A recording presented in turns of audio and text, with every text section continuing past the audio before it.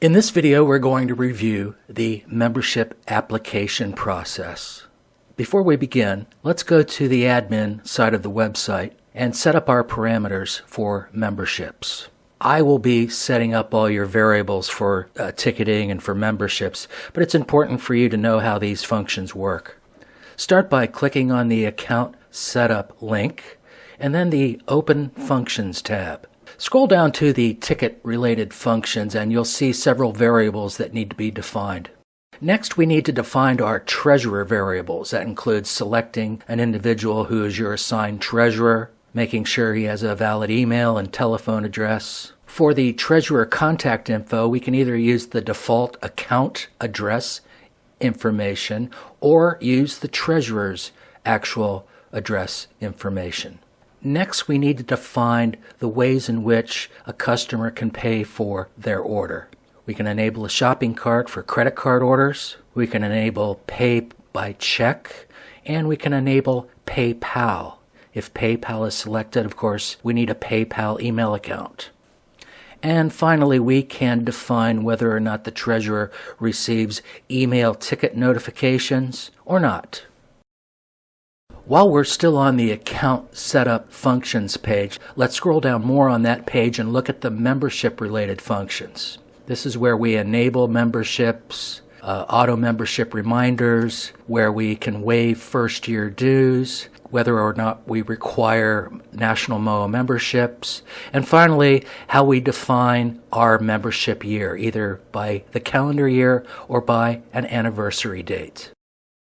Next, we need to define our membership types, and to do that, we go back to the admin menu bar and click on Member Types.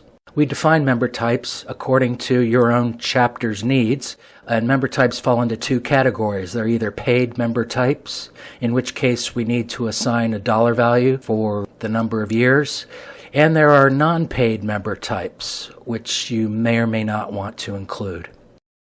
Now we're ready to start a membership application, so let's return to the client side. And depending on how we set up your homepage on your website, membership applications are available from several links. This is the first page for a new membership application. Of course, it includes a PDF of your membership application in the event that the applicant wants to process his application through the mail. This page will typically also include a link to your membership director in the event that the applicant has some questions about the application. And depending on how we have defined it on the admin, we'll either indicate that a national membership is required or not required as part of the chapter membership. Typically, there's a link here that's included that goes to the National MOA website.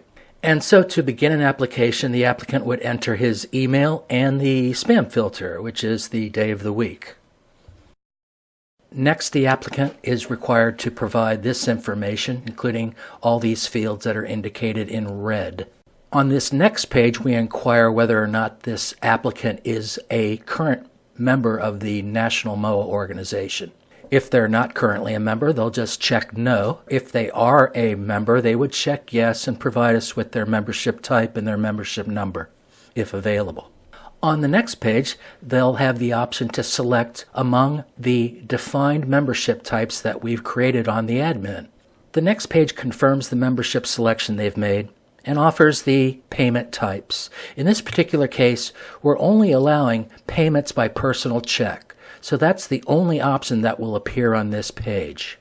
After making their payment selection, this page again confirms their membership choice, the total amount due, and a note that their confirmation email will include their invoice and where to send their check. They're advised to confirm their payment by clicking Pay by Check. And this final page confirms that the application's been taken and that the client will receive a confirmation of their order. At this point, there are two emails generated. One is to the customer, the new applicant, confirming that they've made their order and including the mailing address. And then the other is to the treasurer, advising them that there has in fact been an online membership application. That email includes a link back to the administrative website where the order can be finalized. When they click on this link, they are returned to the detail page for that particular order on the administrative website. Note that the payment method for this order is by check, so that's a reminder for the treasurer to return to this page after they've received payment so that this order can be finalized. Finalizing an order is a one-step task. All you need to do is provide a confirmation number, which is typically the date, and then click Finalize this order. That in turn generates an automatic email to the applicant confirming that their application fee has been received.